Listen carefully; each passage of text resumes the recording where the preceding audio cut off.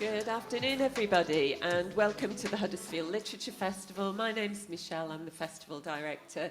This is one of our hybrid events with BSL and subtitling. We're absolutely committed to the Keep Festivals Hybrid initiative, and we hope to build on this year in, year out, so that we have an audience in the room here. Welcome to you all, and welcome to everybody watching at home. The festival goes on for another week. It finishes on the 2nd of April.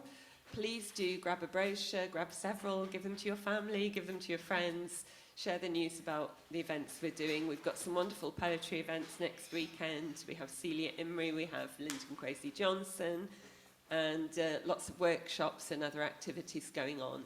So we really appreciate your support. It helps us to grow each year and to develop the festival. At the end, we're going to ask if you wouldn't mind filling out a feedback form, or we've got a QR code to access a survey to give us feedback, but you will also be emailed that.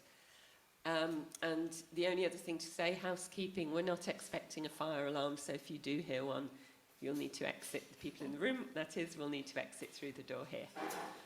So, Nell Pattison and Penny Batchelor. Crime fiction being the biggest, most read genre of everything, including the kind of all other things that don't fit into a genre, is obviously really important to represent at our festival. And Nell was supposed to be at our festival in 2020, so we're only 3 years late. Not our fault, as you know. They're going to have a conversation between them, and then we'll open it up to audience questions. So please do get your thinking caps on while they're chatting, and they welcome any questions you have. So I'm going to hand over now. Please welcome Nell and Penny.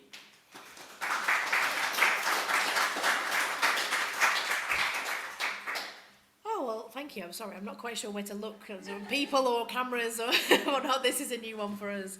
So I'm Nell Pattison, and this is Penny Batchelor. Now, one thing we do want to start off to say is just to really praise Huddersfield for having this hybrid setup, because a lot of festivals have tried and found it too difficult, or some of them haven't tried at all, to keep things hybrid. But the fact that they have that adds to the accessibility, and of course having subtitling and BSL interpreters as well really widens the accessibility for events like this. And we just wanted to make sure we added to the praise for that, because it's really important to make sure as many people as possible can access literature events. Yes, I co-founded the Keep Festivals Hybrid campaign with my old publisher Claire Christian.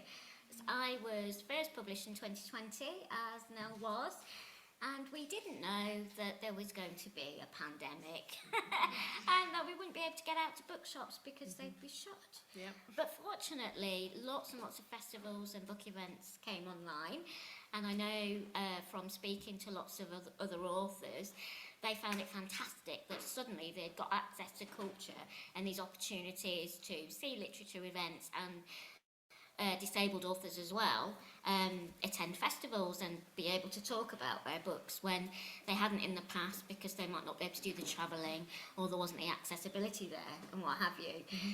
So the Keep Festivals Hybrid campaign is to encourage literary festivals to keep having a hybrid element. Some festivals, unfortunately, just gone back to the pre-pandemic bums on seats kind of idea, but we're saying, well, no. There's a whole wide world of people out there who want to attend these events, and they can do if there's a hybrid element. It's widening up the audience, really, and it's not just disabled people who might not be able to travel who benefit. It's people outside the area, people who might not be able to afford the train fare and the ticket. People have caring responsibilities who can't be away from home for that length of time. All sorts of people can benefit from the hybrid festivals.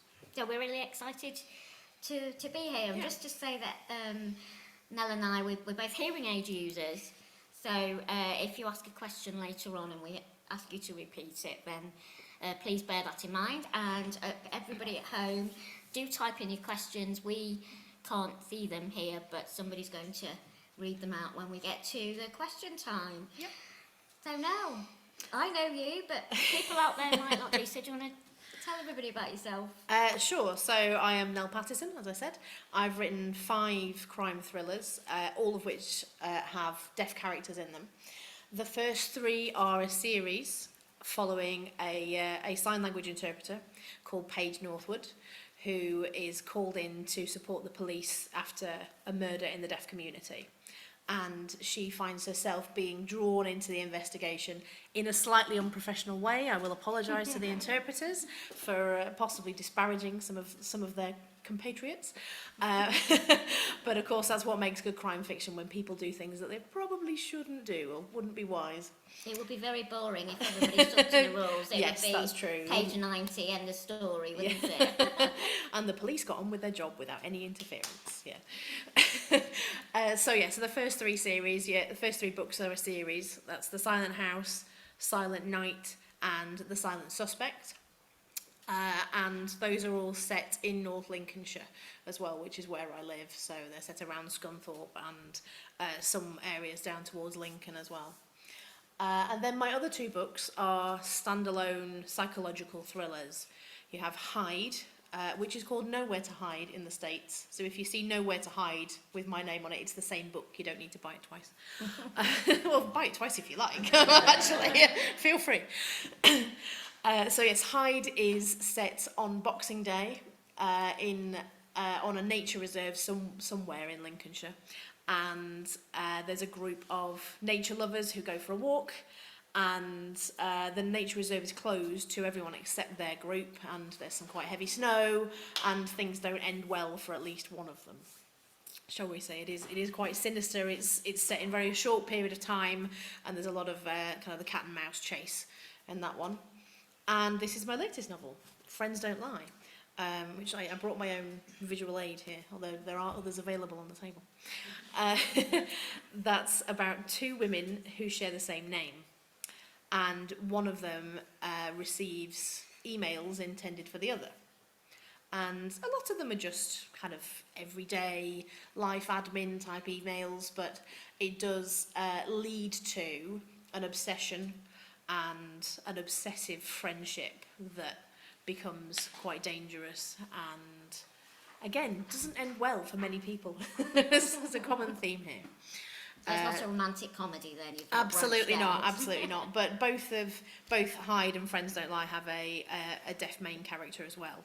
Although all of my deaf characters are all slightly different, because I have a hearing loss myself, but I also have worked with deaf students and deaf children as a teacher for a long time. For most of my teaching career, I was working with students who were BSL users and working within a deaf community.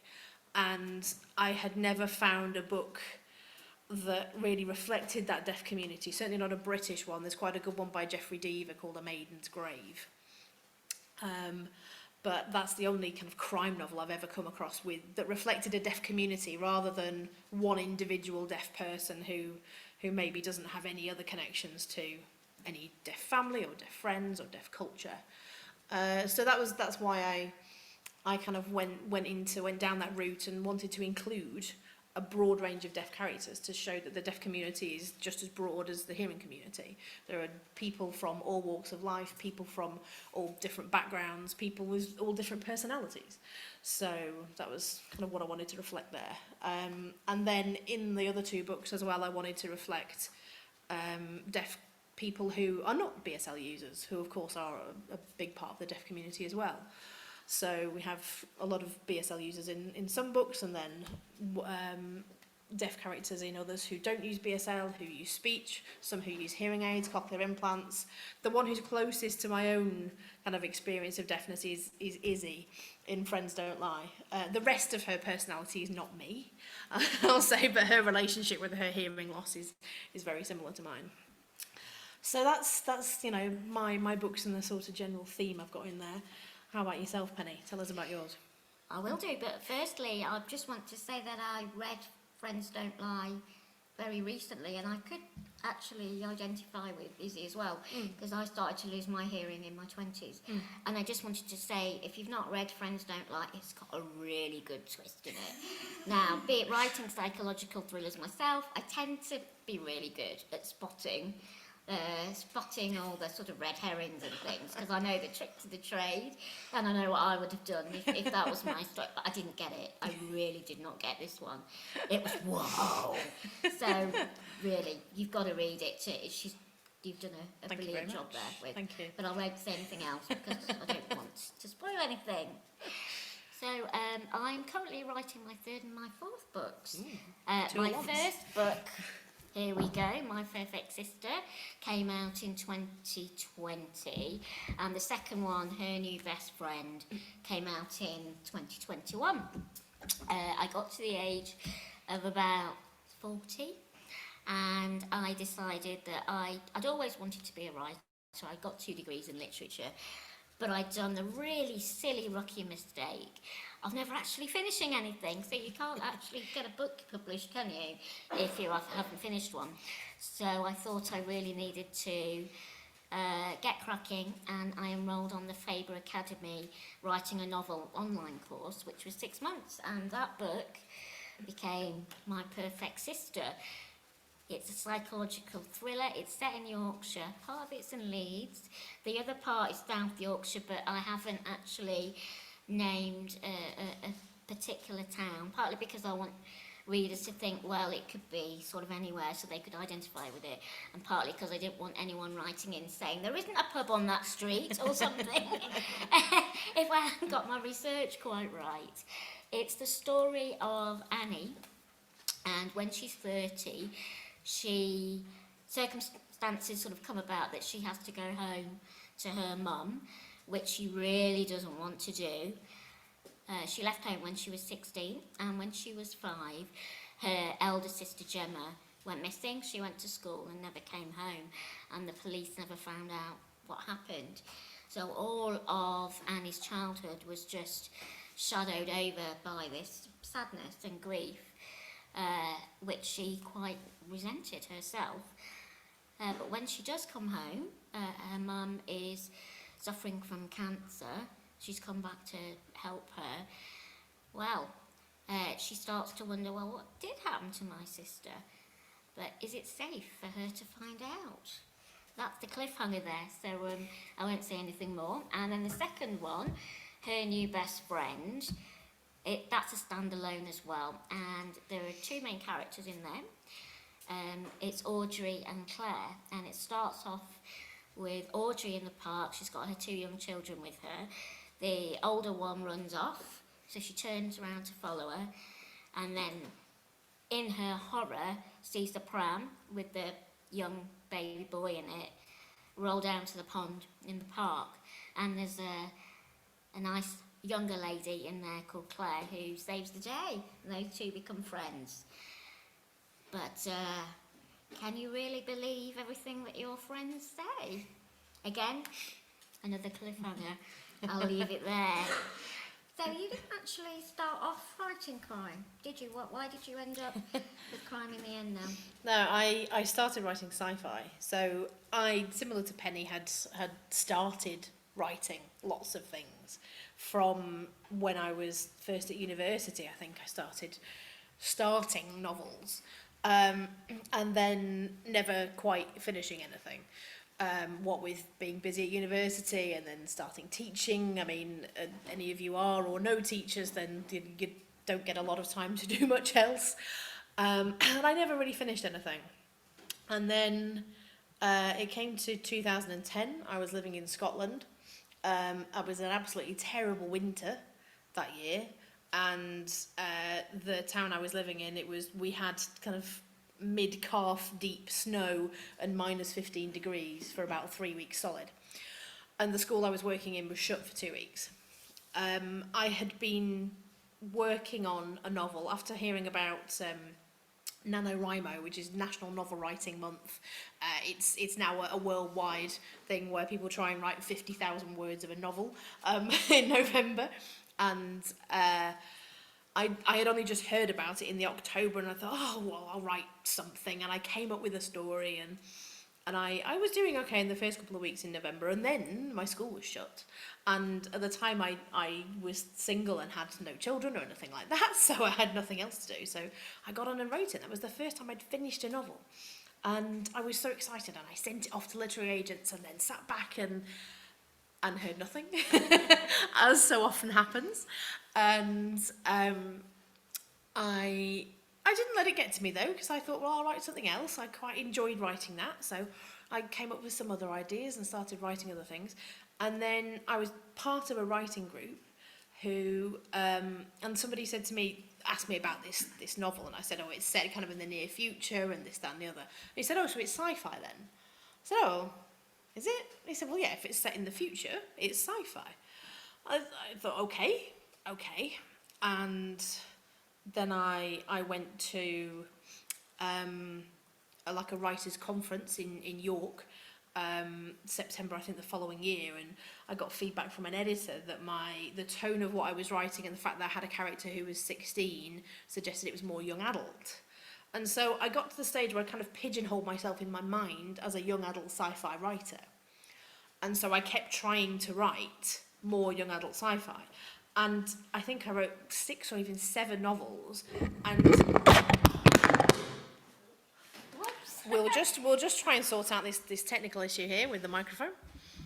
At least you know it's live, it's not being recorded. I'm not sure what happened there. Apologies. That's Somebody's all right. done a good job with this. It's taped together. Ah. 7 novels now. I mean, that's good. To have got through all those, that's going some. Yes, yeah. Are we sorted? I think we Is that going to be all right Just for? move that towards me. There we go. Yeah. Is that going to? Oh no, it's going to slip no. again. Is that going to stay? bear with me 2 seconds. Okay. Microphone. Shall I carry on as mine's working? Yeah. Yeah. So I mean, I've always enjoyed writing, so I was enjoying it, and but all the feedback I got from agents when I did get feedback was that, oh, you write really well. We just don't like the stories, and there are loads of courses to go on to help you to write better, how to improve your writing. There aren't many courses that help you improve your ideas. So I got to the stage I was just a bit, eventually it did start getting to me, and I thought, well, maybe I'm just not good enough for this. And by this time I was living in Sheffield. I had met the person who's now my husband, and we talked a lot about my writing, and he said to me, well, just try something different, because you really enjoy it, so try writing something completely different. And I looked at my bookshelves, which were all Agatha Christie and Kathy Reichs and Jeffrey Deaver and Val McDermott. So you're getting the picture here, and I thought, why am I not writing crime novels? And so, yeah, and then here we are. The first crime novel I wrote is sitting on the table over there. It's my first published novel. So clearly, crime was the thing for me. Crime does pay. Not that much, but it does. So yes, I think it was just that I hadn't really thought about all of my sci-fi novels still had a mystery element to them. So there was still some sort of mystery, some sort of crime within that, but it was just set in a sci-fi kind of setting. And I wasn't good enough at creating those sci-fi settings. So really just taking the bare bones of a mystery and putting it in the real world was what worked for me.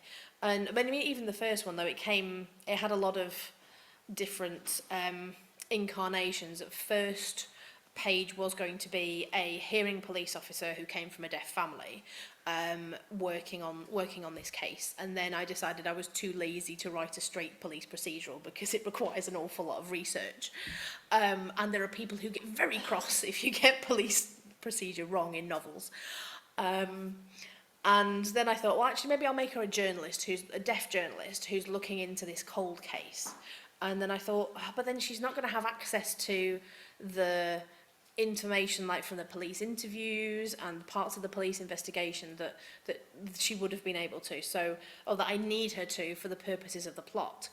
And I think it was just a 3 o'clock in the morning epiphany where I just sat up and went, she can be the interpreter.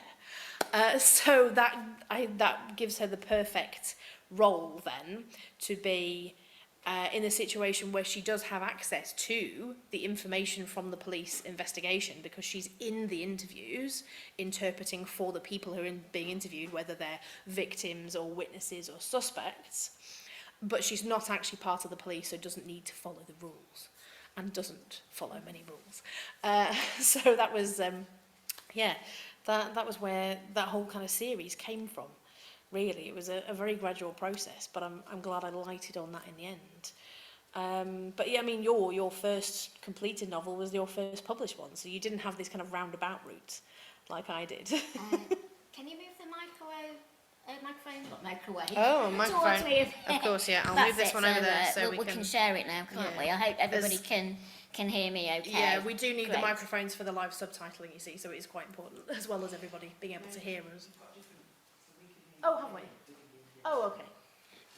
Yeah, so I was lucky because my first one that I wrote, finished anyway, became my first published one. I had lots of terrible rom-coms that I'd started and written a few chapters of, and I wrote them in those big red hardback notebooks, and then I found them a few years ago and tore them up and shoved them in the recycling bin. They were awful because I was just...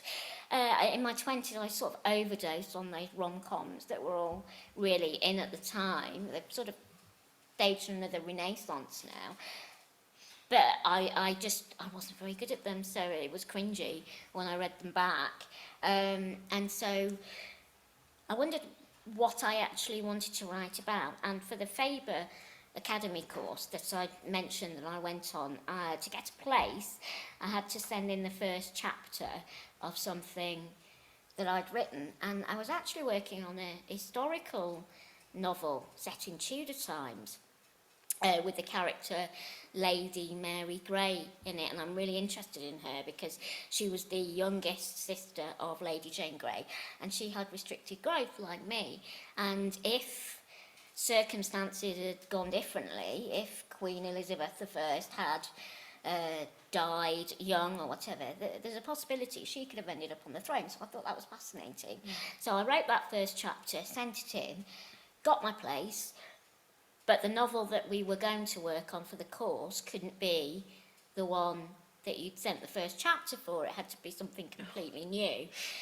And I still want to go back to that novel, actually, at some point. It's still there somewhere, plotted out. So I wondered, well, what should I write about? And I actually moved on from my reading taste from rom-coms to psychological thrillers. I'm very, very nosy. I love trying to work out what makes people tick, and I have quite a really dark imagination. I have a very vivid dreams and things, and then one day this idea that just came to me about the character Annie, who doesn't sort of fit in the usual sort of feminine stereotype. And usually you would think that when an elder sister has disappeared, that person would be grieving, would be very upset about it, but she's the opposite. She doesn't really remember her, and she's just annoyed that her whole childhood was overshadowed by this missing sister who... the title is My Perfect Sister, because if you went missing at 16, well, you've never done anything wrong, have you? So she felt like she was always the imperfect sister. So yes, and then for my second book, Her New Best Friend, I carried on the theme of appearance not being the same, reality is not being the same as appearance, really, because that's a sort of mine of ideas, isn't it? Now, when somebody seems to have a perfect life, and it's sorry, what's your new one called? Friends Don't Lie. Friends Don't Lie, Yeah. that's it. That's a big theme in that as well. Yes, and I think, with social media gives you a lot of kind of ideas and things for that as well, because most people have their social media persona with all the positive stuff, but you don't really necessarily know what's going on behind the scenes. So I think there's a lot of potential for ideas for crime writers and those sorts of things, aren't there? Now, both of your books are obviously they're crime thrillers, that happen to have disabled characters in them. So they are books that have representation of a disability, of a disabled character, without that being the story. So talk to us about that, about your feelings about representation. Well, so I was born with a physical disability, and when I was growing up, I never read any books with positive representations in them. In fact, I hardly ever read any children's books that had a disabled character in them, and when they did, it was really miserable, because they either died because they were the pathos in the book, or they were magically cured because they tried really hard, or they believed in God or something. So for an example, Annie, there's a character in there that suddenly gets better. And then I remember I'd had an operation and I was recovering in hospital, and I was reading The Secret Garden, and there was a character in there who suddenly tried a bit harder and could start walking, and I thought, is that going to happen to me? Nah, load of rubbish. So what I wanted to read was books like Famous Five, Mallory Towers, with a disabled character, and then somebody perhaps using a wheelchair or what have you. That just reflected reality, getting up to scrapes and adventures and things like that. And then when I got to adulthood and I was reading books, I found that it was the same old stereotypes that were appearing. It normally got sort of misery memoirs, or somebody being magically cured, or somebody feeling that they had to do something amazing to prove that they were a worthwhile human being, even though they were disabled. And I don't feel like I've got anything to prove, you know. I don't want to climb Everest just to show that, you know, look, I can still do this. You know, I would rather just sit and watch Netflix with my husband, actually, with the time. Just like many people, regardless of their ability or disability or, you know, anything like that. I have nothing to prove, and I just really wanted to read books where there were disabled characters in them, living their just everyday lives, just as the same as we all do. And I think that disability is lagging behind when it comes to representation in fiction, because when you read a book set in modern times, it's really jarring if there's nobody that isn't white, or perhaps nobody who isn't straight, or low income, or what have you. And disabled and chronically ill people are 20% of the population according to the charity scope. So we should be in there too, without it being a big deal, without the whole story having to be the disabled experience. So in My Perfect Sister, there is a character called Ian who has cerebral palsy, and he's a solicitor, and he's an old school friend of Annie's and helps her with her quest to try and find out if the police can reopen the case into her sister. Mm-hmm. And there's also some mental health in there as well, with postnatal depression. And then in Her New Best Friend, I don't want to, if there is another character, I don't want to give it away, really, because you sort of find out, but there is also, so there's one disabled character, and then she has a friend who is also a hearing aid user, and I put a little bit in there which I really liked, that this lady has a really funky hearing aid. She's got one of those really good coloured ones with a nice tube. I really want one of those. I've seen those now. I don't know if you've seen them. You can get hearing aid jewellery, so you can put it around your tube. Yeah. Well, I've never actually got around to doing that, but I really want to sort of make it an ornament, a piece of jewellery. I used to stick like vinyl nail wraps on mine, but you can't really see them much. Not when you've got your hair down. Yeah, exactly. But in the book, I've got this girl's little daughter. She's wanted to have one. She thinks they're so funky. Yeah. So the idea, I like the idea that a hearing aid isn't just something functional. It can be a piece of art as well, something that you might want to go and buy a fake one in Claire's Accessories. So I think it's really important that we are represented, and also since I've become an author, I've got in touch with a lot of other disabled and chronically ill people who who are authors as well, and amongst them there's been a real fear about writing disabled characters because they're worried that editors and publishers will think that it's not something to be included in fiction, because a couple of people have been told that it's not relatable, it's depressing, people don't want to read about it. Well, how do they know? Because not many books are published with those sort of characters in, like Nell and I write.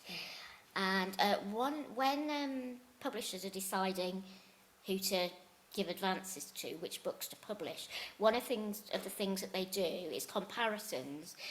So they might say, well, this book is quite like Richard Osman's Cosy Crime, and we know that Richard Osman sells a lot of books, so this one should do well.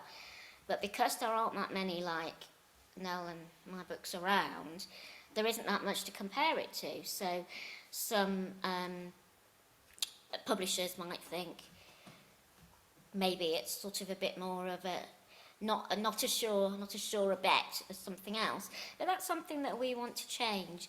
And also within the community, some authors have said that they don't feel very confident about talking about the needs that they have themselves. So it might be that they're neurodiverse, or that they, well, like me, they're in a wheelchair, so they don't find it very easy just to jump on a train and go to London.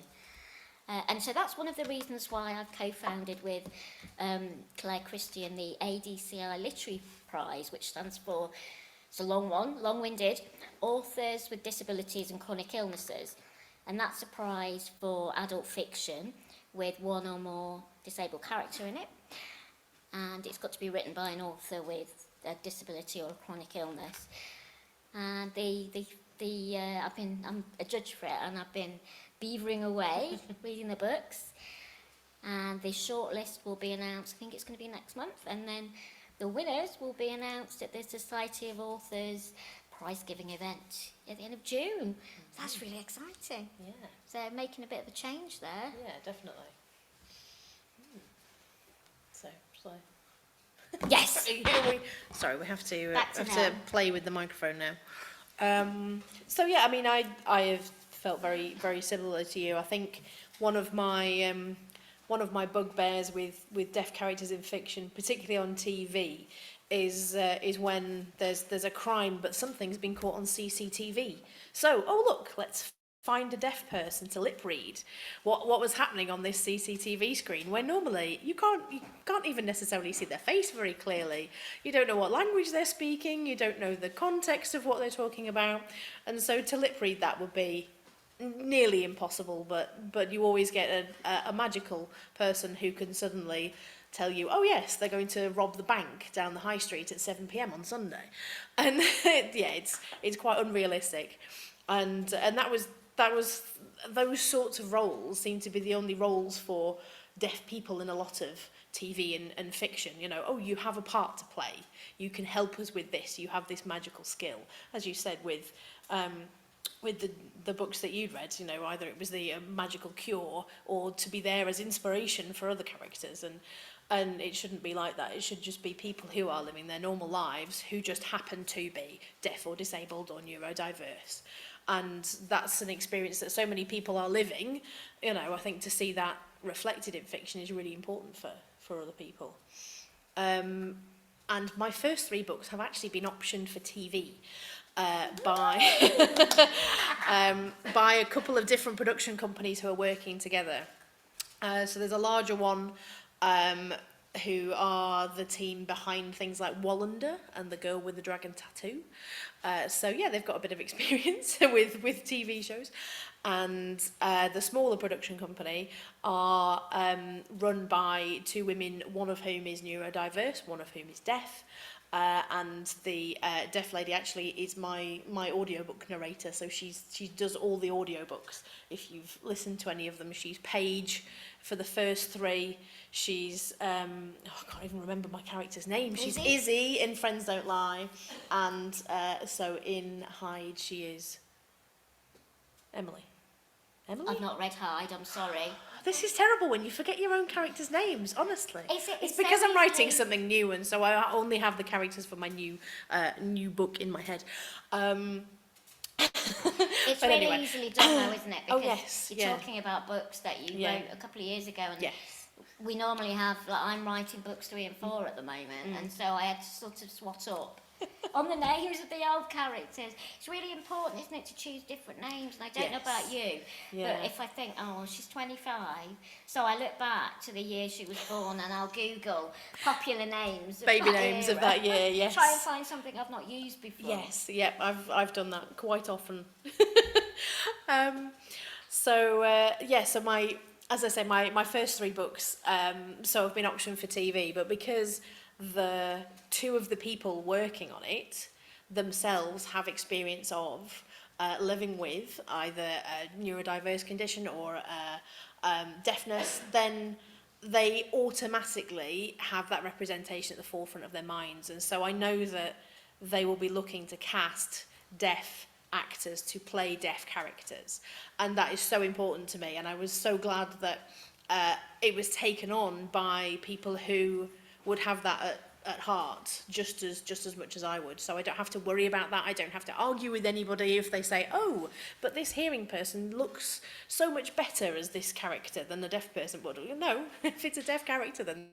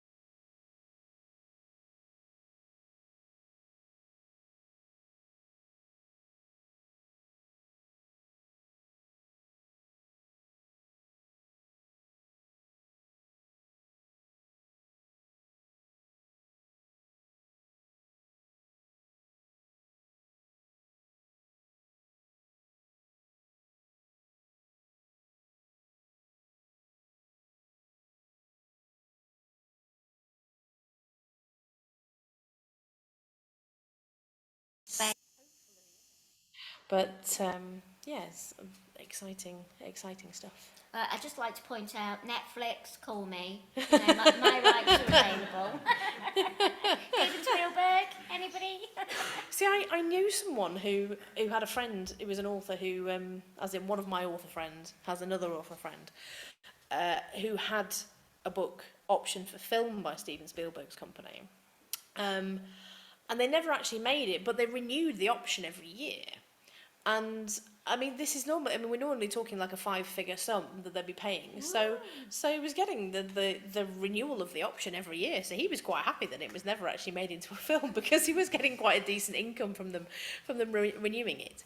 Although that doesn't necessarily happen to many people. Reese Witherspoon, yeah, I'd like it if she called me as well. Oh, She for a makes book some club? yeah. Yes. She makes some good films. Oh, as right, well. yes, She's yeah, got a yeah. production company. Yeah. But it's hard, isn't it, now, trying to think of new ideas, because I'm working on my 3rd and 4th books now.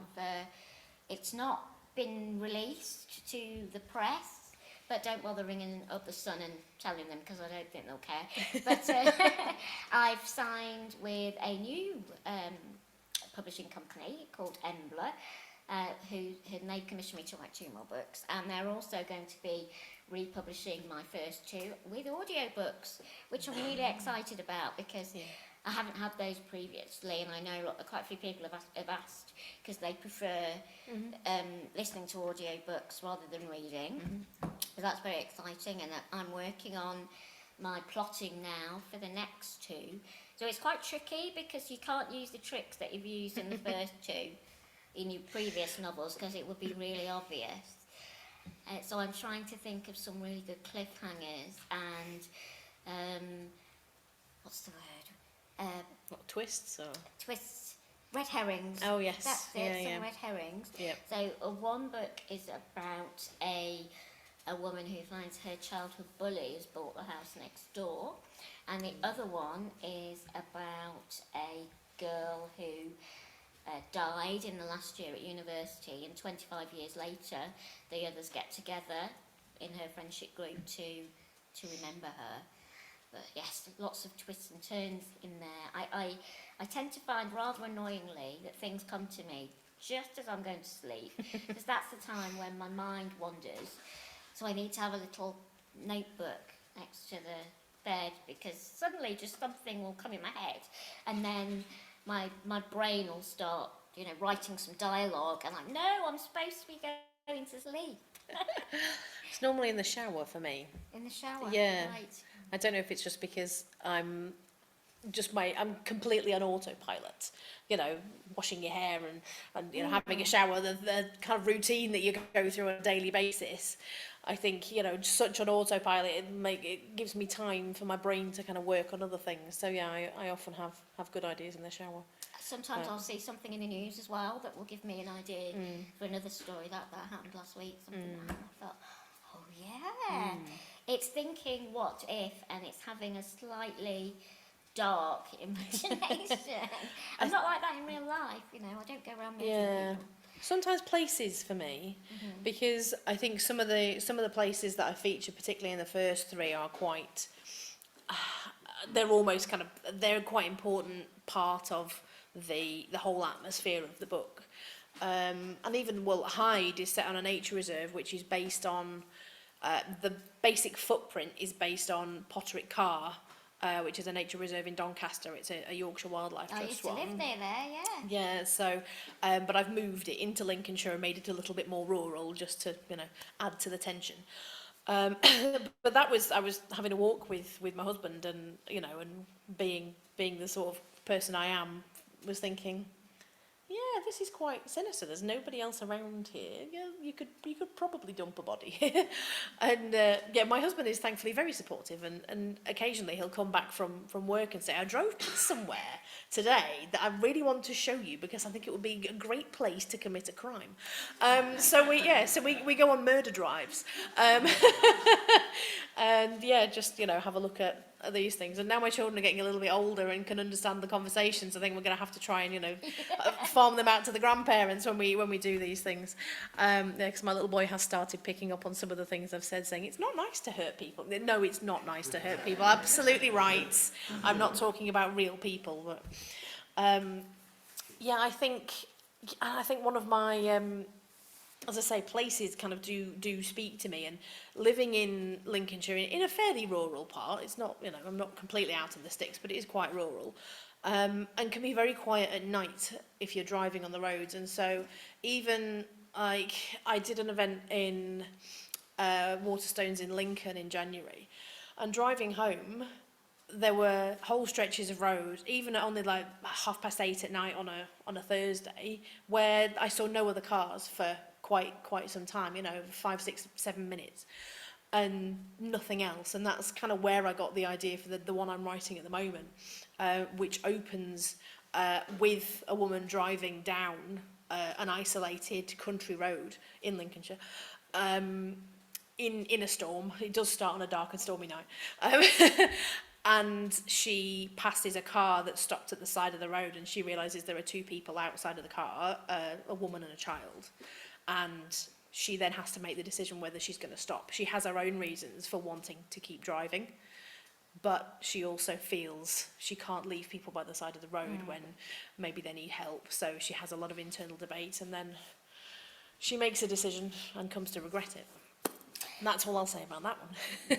One of the things I love about writing crime and psychological thrillers is that you get to delve into what people might do, and you think, what would I do in that situation? And you put normal people in an extraordinary situation where just one decision can change the rest of their lives, and then that they do one thing and then it spirals into other things. Because say, for example, I mean, I don't know the story that you're writing, but if you stop, you don't know if that person is a criminal and is wanting to sort of trap you or whatever. But then if you drove on, what would your conscience do if you sort of woke up and in the news in the morning and those two people had died because nobody had stopped to help? So it's that sounds like a really good. Well, it's 1:45, so Yeah, I think it's about time that we open it up to the floor. So if there's anyone in the room who has a question, but also anyone who's watching online, if you have questions, if you type it into the chat box, somebody will relay it to us. But I think we'll start on the front row here. Thank you. So, you've both written standalone novels and you've written a series. I'm curious about that writing of the series. Did you have it all completely kind of sorted out before you wrote the first one, or did it just accidentally become a series? I'm curious about that process as opposed to a standalone.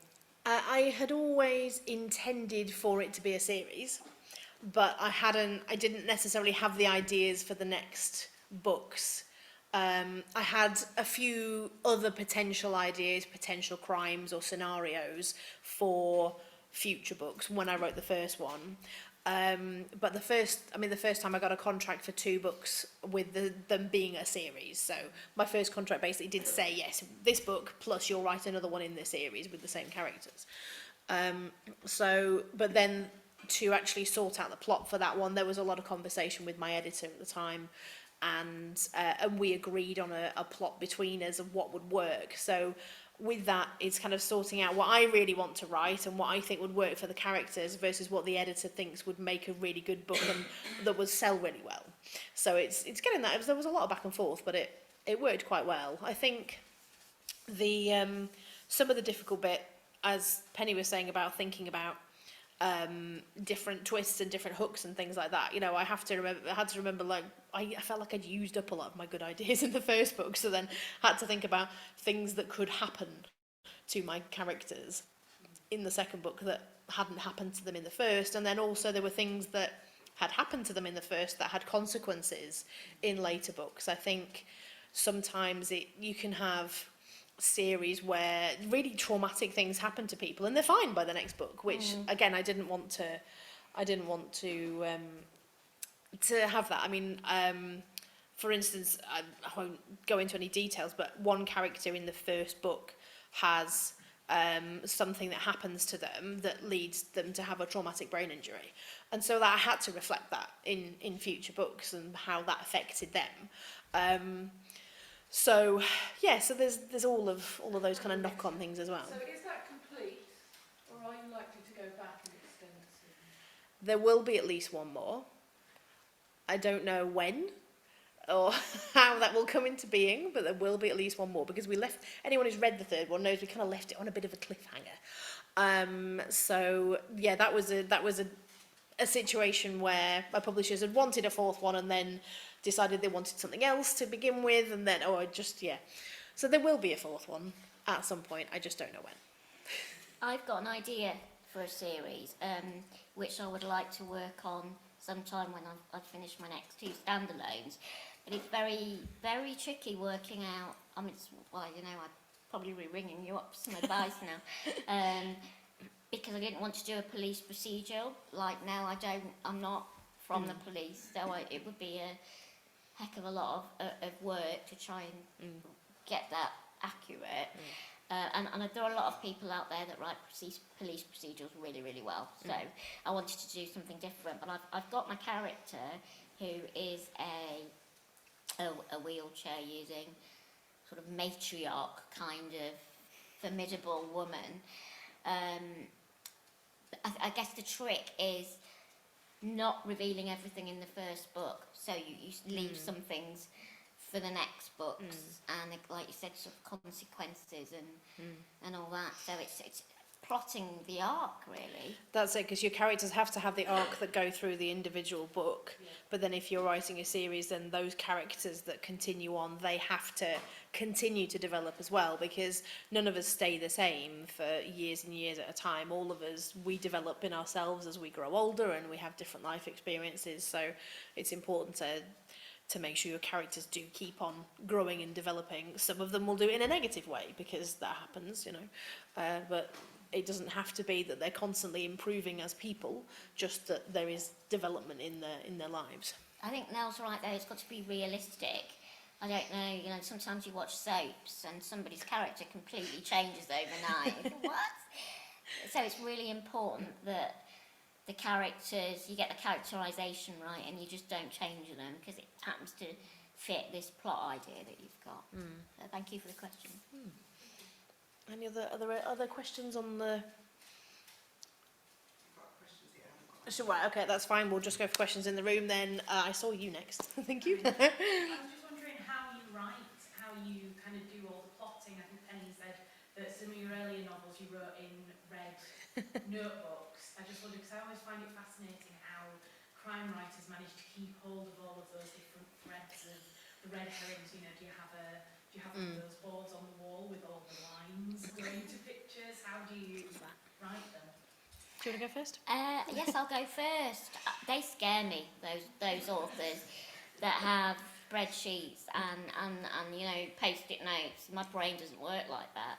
I'm not particularly very visual, so everything's written down. Every time I have an idea, I stick it. I might write it in a notebook or stick it straight onto my laptop. So I've got all these folders for each different story, where I make sure I note down all the ideas.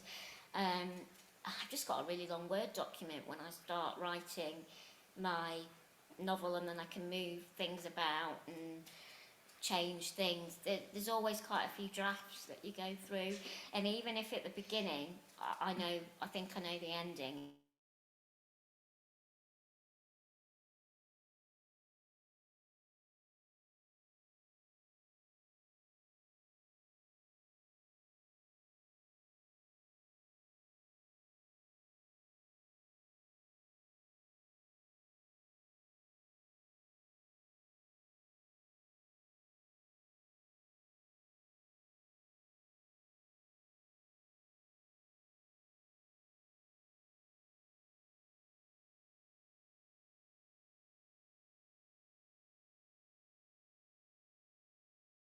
You can cut it out so you have it, so it looks like a cork board with individual kind of note cards. So I have one of those for each chapter, and I will plot out what happens in each chapter before I start writing, and I colour code depending on characters and stuff. I do, well, because that helps me visually.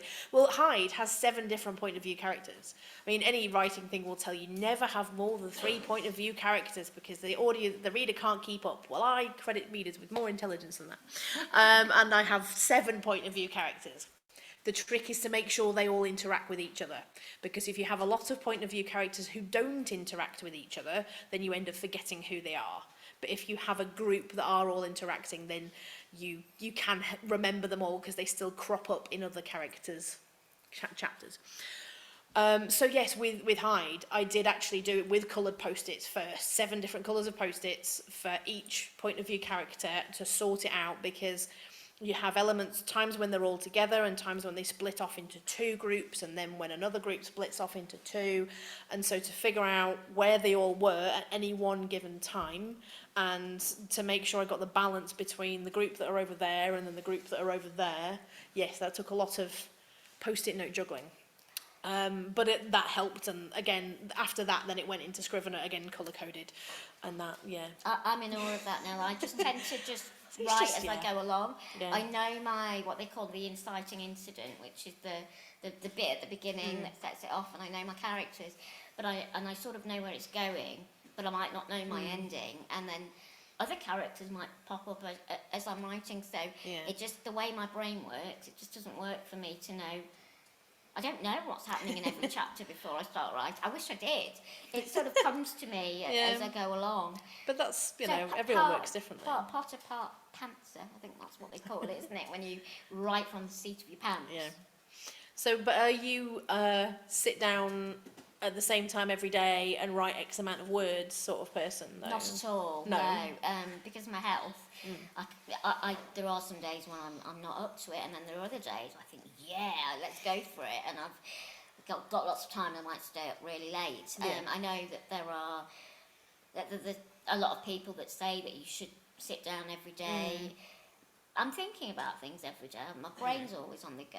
Yeah. I'm sort of writing things down, but practically that doesn't work for me. Yeah. But that helps sometimes, because if I get a bit stuck on something, which is why I like having 2 books on the go, because you can go between them, but it gives it time just to sort of marinate in your brain, and then, you know, the next day you might something else go back to it after a little bit of a break and have a fresh pair of eyes. Whereas I have 2 preschool children, so I have no routine whatsoever. I have no work routine. I write when I get the opportunity, which is often when they're asleep, or at least when one of them's asleep. So things might change in a few years once they are both at school, but yeah, I just do what I can when I can, really. Oh, thank you. Another question here. Yeah, this was a question for both of you, but Nell, you've answered it in part. Okay. Which is, which authors have inspired you both, and who do you like reading? Well, yeah, I think as I say, I've listed a lot of the ones that are on my bookshelf, and yeah, there are a lot of really good crime writers who are more recent as well. Ones that I've kind of come up in the ranks with, like Trevor Wood. Really like his books. I've done quite a few events with Philippa East, just because she's another Lincolnshire Really author. good, yeah. Yeah, all sorts of crime writers. Val McDermott's really nice as well, and she's very supportive. And Mark Billingham is also very supportive of newer crime writers. Yeah, how about you? Well, newer crime writers, Louise Mumford, she writes really good psychological thrillers set in Wales, and she's got a new one coming out soon. Philippa East, Ruth Ware is quite a long-standing one, and Lisa Jewell, they're brilliant. If I could get to be to their standard and their success, that would be wonderful. Outside of crime, I'll just add that my favourite ever book is Rebecca by Daphne du Maurier. That is just amazing. It's just doesn't date, does it? It's No, and it's that sort of sinister Classic. atmosphere is so well written. and I the think. fact that you never know the lady's name, the second wife's name, it's brilliant. So when I'm actually really in the middle of writing, I don't like to read psychological thrillers because I'm a bit worried I'm going to get swayed by what somebody else does. I want it to be all my own ideas. So I like reading things like Maggie O'Farrell. Hamner is such a fantastic, but I'm actually going to go and see the play at the RSD next month. I'm looking forward to that. And then I like reading non-fiction. So I like reading a lot of Tudor biographies, things like that. History books are very good for when I just want to switch off from what I'm writing and read about real people, not imaginary ones. Thank you. Are there any other questions in the room? How hard is it to portray a how hard is it to portray a BSL user on the page when their language is so visual? I've had questions about that before, because somebody said to me, well, why don't you use BSL word order? So, well, there isn't a written form of BSL, so it has to be translated into English because the reader is reading the book in English. Now, in my books, I use italics to show when someone's signing rather than speaking. So the speech is in speech marks, as it would normally be in a book, but the signing is in italics. And so I make sure near the start of the book, it is made clear to the reader that that's somebody signing. So instead of saying, you know, Paige said, it's Paige signed, or, you know, so and so signed to their sister and then the words in italics. So I think that makes that quite clear. But it is difficult, as you say, because it's not a language that has a written form. So there are times where I do try and describe what the movement of the sign might look like, but even then that's really difficult to get across. So I don't think there's a lot in the books where you can really understand the visual nature of it. How does that work translated into the audio then? You know what? I don't know, because I've never listened to the audiobooks. I wonder if you could have was- a visual audio book where it's being Or it's actually signed. translated into BSL, Yeah, and where somebody could somebody's actually access just it that way. signing it. I think that would be great, but I don't know what company would be able to produce that. But actually with the audiobooks, you know what? I don't actually know how that's put across. I think they're still spoken by the person who's doing the narration. But I don't know if she does anything to indicate that that's signing rather than speech. There are two different audiobook narrators for the first 3 books, because you have Paige, who's the main character, which is all in first person. But then you have sections that are flashbacks that are in third person, and they are narrated by another deaf audiobook narrator. So that's something that I was really pleased that my publishers came up with 2 deaf voice actors to do the audiobook, because that's not an area where I expected them to have the representation.